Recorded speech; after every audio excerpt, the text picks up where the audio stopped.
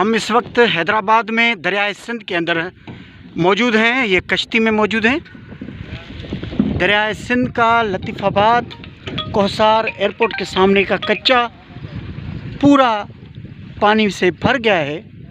دریا بادشاہ اپنی موجوں میں آ چکا ہے اور اس وقت جو بڑی خطرناک بات سچویشن ہم جو پاکستان اور دنیا بھر کو دکھانا چاہتے ہیں کہ دیکھیں یہ کس طرح حیدرآباد میں سندھو دریا کے اندر عارف بلڈر جو بلڈر مافیا ہے وہ اپنے طاقت کے بل پر غیر قانونی اسکیموں کو بچانے کے لیے ہیوی ڈمپر سے کس طرح مٹی بھر رہا ہے.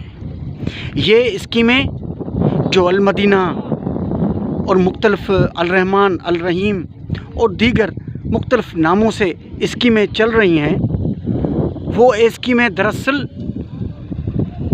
کمشنر حیدرآباد ندیم الرحمان اور ایریگیشن ڈپارٹمنٹ ان کو غیر قانونی قرار دے چکا ہے. یہ غیر قانونی اسکیمیں اس کے باوجود غیر قانونی قرار دینے کے باوجود اس پر کام جاری ہے.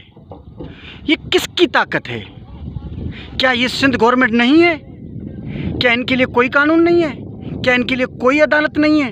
کیا ان کے لیے کمشنر محض ایک گڈا ہیں؟ محض ایک ان کا نکلا ہوا آرڈر ایک کاغذ کا ٹکڑا ہے؟ ان کے لیے کوئی پولیس نہیں، ان کے لیے کوئی عدلیہ نہیں، ان کے لیے کوئی قانون اور انصاف نہیں.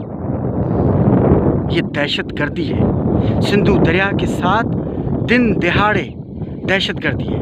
یہ ویڈیو بتاتی ہے پاکستان اور دنیا بھر کی عوام کو کہ دیکھیں سندھ کو قدرتی آفت نہیں ڈبوتی، سندھ کو کس طرح ڈبویا جاتا ہے. اس وقت ایریگیشن ڈپارٹمنٹ کے منسٹر ہیں جام خان شورو، اور جس مقام پر میں اس وقت موجود ہوں، جس مقام پر میں اس وقت کھڑا ہوں اور دنیا کو دکھا رہا ہوں، یہ حلقہ ہے جام خان شورو کے جگر کے ٹکڑے جبار خان. اس ویڈیو کا مقصد ہے کہ سندھ گورنمنٹ ڈرامائی طور پر خود قبضے کروا رہی ہے.